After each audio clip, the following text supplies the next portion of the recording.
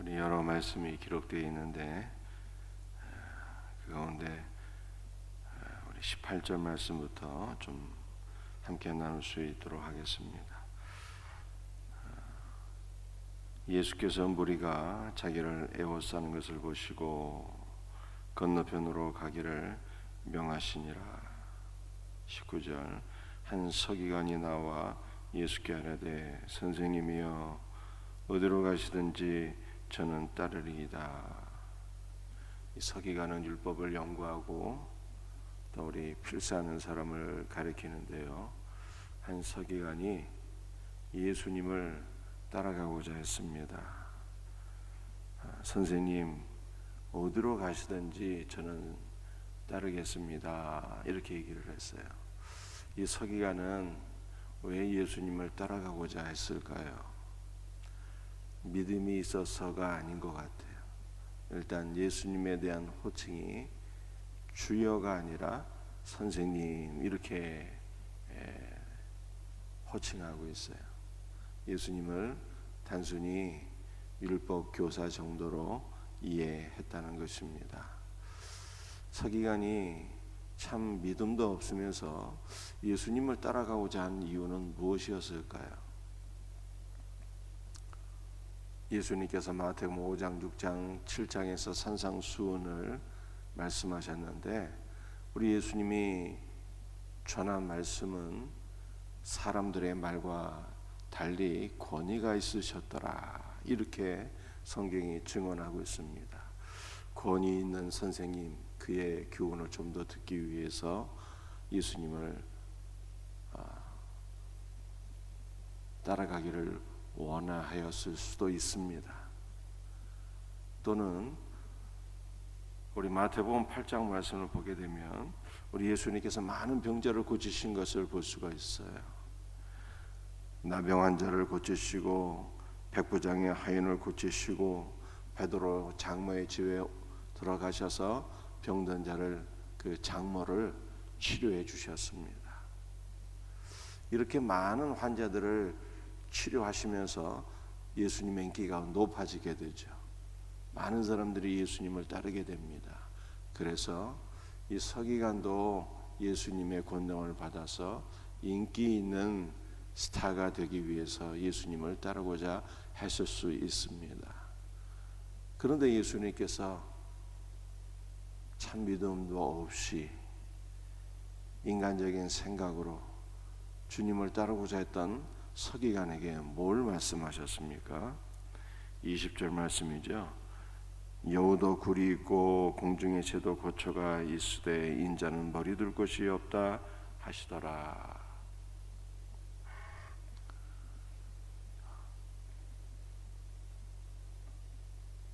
우리 예수님의 인기가 부러워서 많은 사람들이 예수님을 따르는 이 모습을 보고 예수님을 따르고자 했지만 정작 주님 말씀하시기를 인자는 머리 둘 곳이 없다, 이렇게 말씀하셨어요. 여우도 굴이 있고 공중의 새도 거처가 있으되 인자는 머리 둘 곳이 없다.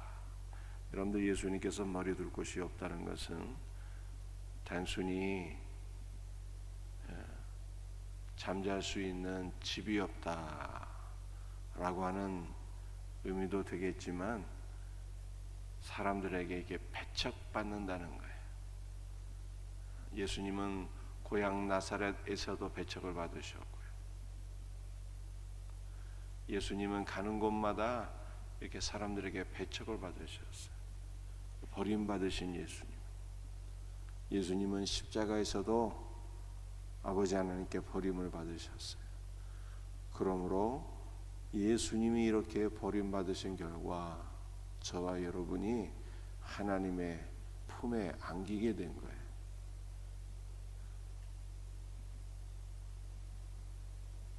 이 예수 그리스도의 이 말씀은 예수님을 따르고자 하는 서기관에게 무엇을 교훈하고 있습니까?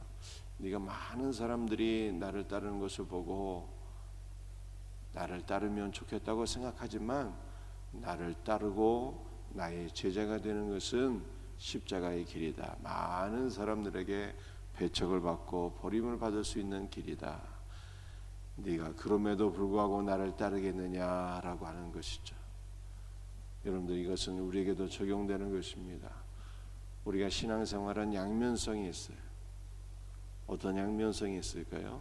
제가 이미 말씀드린 대로 우리 예수님께서 버림받으심으로 말미암아 우리가 하나님의 품에 안기게 되었고 하나님께서 우리를 하나님의 자녀로 받아주셨어요. 이것이 가장 큰 은혜요 복입니다. 이제는 우리는 사랑받는 하나님의 자녀가 되어서 세상 무서울 것이 없는 자가 되었어요. 하나님께서 영육간에 우리를 사랑하시고 은혜와 복을 주십니다. 그럼에도 불구하고 예수 그리스도를 따르고 그분의 제자가 되는 것은요, 이게 또한 만만치 않은 십자가의 길이다라고 하는 것을 아셔야 돼요. 고난받는 길이에요. 사람들에게 배척을 받고 손가락질을 당하고 욕을 먹을 수가 있는 것입니다. 요즘 예수 그리스도를 믿는 자들을 누가 알아줍니까? 누가 존중히 여겨줍니까? 개독교라고 하잖아요.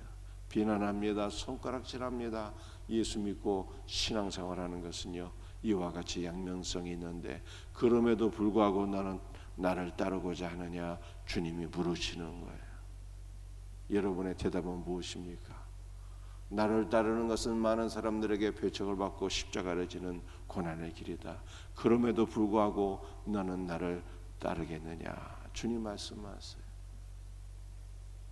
주님 어디로 가시든지 주님 따라갈 수 있는 우리 복된 성도들 될 수 있기를 주 예수의 이름으로 축복합니다.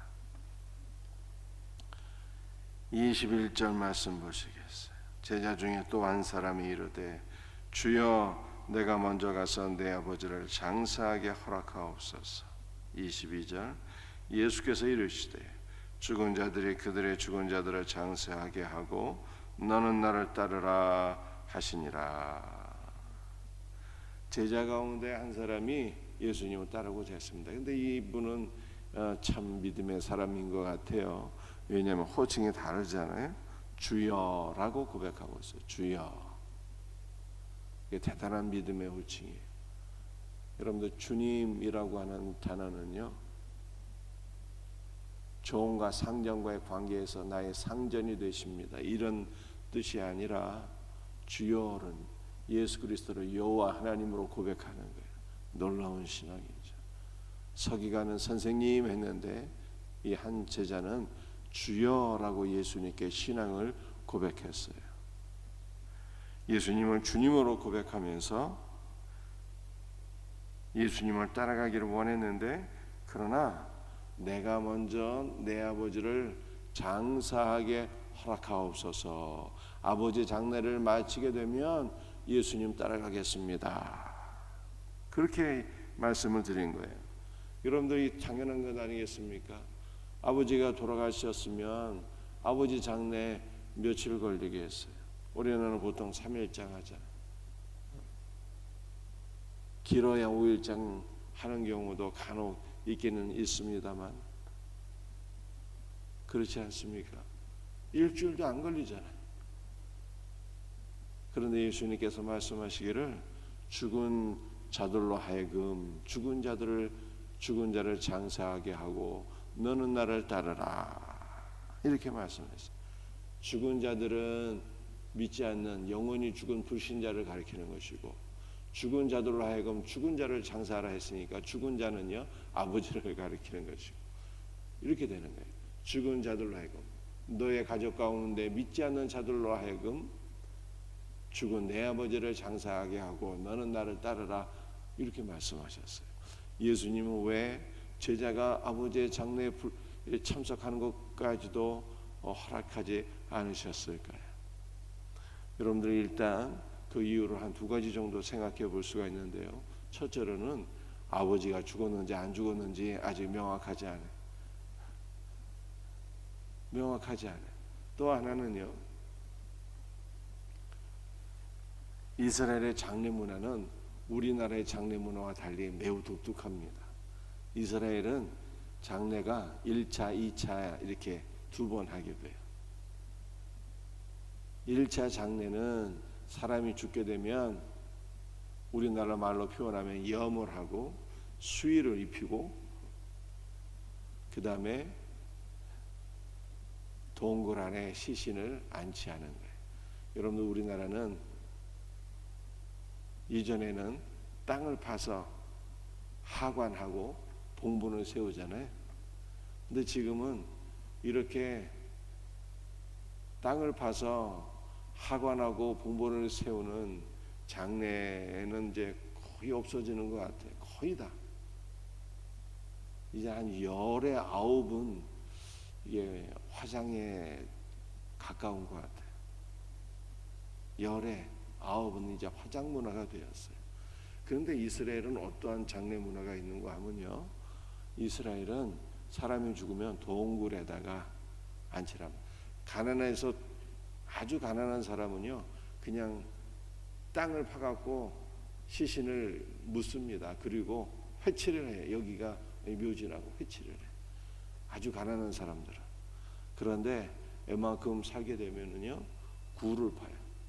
굴을 파서 굴 안에다가 시신을 안치하고 굴 입구를 동굴로 이렇게 굴 입구를 바위로 이렇게 막아 놓습니다. 이게 이스라엘의 장례 문화예요. 자, 그런데 시간이 한 1년쯤 지나게 되면요 이 시신이 부패해서 뭐만 남게 될까요? 뼈만 남게 돼요. 그러면 2차 장례가 이루어지는 거예요. 2차 장례가. 2차 장례는 이 동굴 안에 시신을 안치했는데 시신은 부패하고 뼈만 딱 남게 되잖아요. 그러면 그 뼈를 다 거두어요. 거두어서 동굴 안에 있는 큰 함에다가 그 뼈들을 다시 옮겨 놓게 됩니다. 그 동굴 안에 있는 함은요 조상 대대로 조상들의 뼈를 모아둔 함인 거예요.